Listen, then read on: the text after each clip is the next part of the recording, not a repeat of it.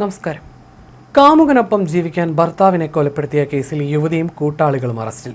ഭർത്താവിന്റെ ചെവിയിൽ കീടനാശിനി ഒഴിച്ച് കൊലപ്പെടുത്തിയ കേസിലാണ് യുവതിയും കാമുകനും സുഹൃത്തും പിടിയിലായത്. തെലങ്കാനയിലെ കരിംനഗറിലാണ് സംഭവം.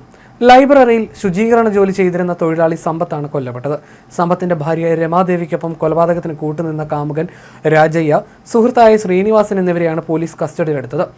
യൂട്യൂബ് വീഡിയോ കണ്ടാണ് ഭർത്താവിനെ കൊലപ്പെടുത്താനുള്ള പ്ലാൻ തയ്യാറാക്കിയതെന്നാണ് യുവതിയുടെ മൊഴി. പ്രദേശത്തെ ലൈബ്രറിയിലെ ക്ലീനിംഗ് ജോലിക്കാരനായിരുന്നു കൊല്ലപ്പെട്ട സമ്പത്ത്. രമാദേവി ദമ്പതികൾക്ക് 2 മക്കളുണ്ട്. മദ്യത്തിനടിമയായ സമ്പത്ത് വീട്ടിലെത്തി ഭാര്യയെ മർദ്ദിക്കുന്നത് പതിവായിരുന്നു. ഇതോടെ ഇയാളുമായി അകന്ന രമാദേവിക്ക് കരൺ രാജയ്യ എന്ന ആളുമായി അടുപ്പമുണ്ടായി. രമാദേവി വീടിന് സമീപം ചെറിയ ചായക്കട നടത്തിയിരുന്നു. ഇവിടെ നിന്നുള്ള പരിചയമാണ് 50-കാരനായ കരൺ രാജയുമായി അടുപ്പിച്ചത്. അടുപ്പം പ്രണയമായതോടെ ഭർത്താവിനെ ഒഴിവാക്കാൻ തീരുമാനിച്ചു. കൊലപാതകം നടത്താനുള്ള മാർഗം രമാദേവി കണ്ടെത്തിയത് യൂട്യൂബിലൂടെയാണ്. ചെവിയിലേക്ക് കീടനാശിനി ഒഴിച്ച് കൊലപ്പെടുത്താമെന്നതായിരുന്നു വീഡിയോയുടെ ഉള്ളടക്കം. ഇത് കാമുകനുമായി ചർച്ച ചെയ്താണ് കൊലപാതകം നടത്തിയത്.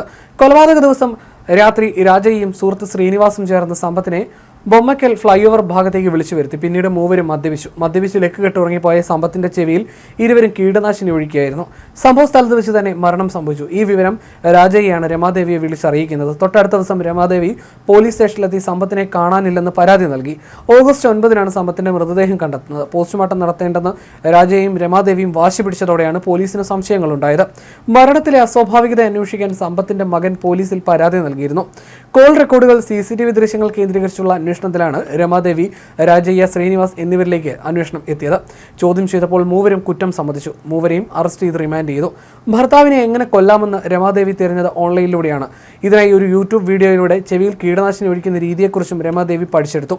ഇത് കാമുകനായ രാജയുമായി പങ്കുവച്ച ശേഷം രാജയുടെ സുഹൃത്ത് ശ്രീനിവാസിനൊപ്പം ചേർന്ന് സമ്പത്തിനെ കൊലപ്പെടുത്താൻ പദ്ധതിയിടുകയായിരുന്നുവെന്നും പോലീസ് പറഞ്ഞു.